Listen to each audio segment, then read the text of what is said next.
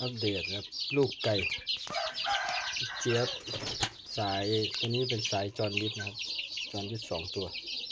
ที่สั่งมาครับมาอนุบาลตอนนี้ก็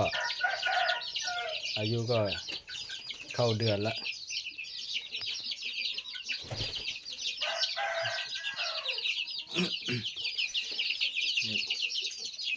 จอร์นวิท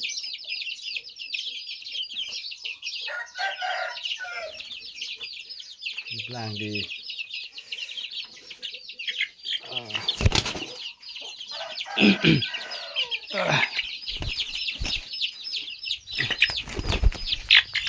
ดูแข่งก่อน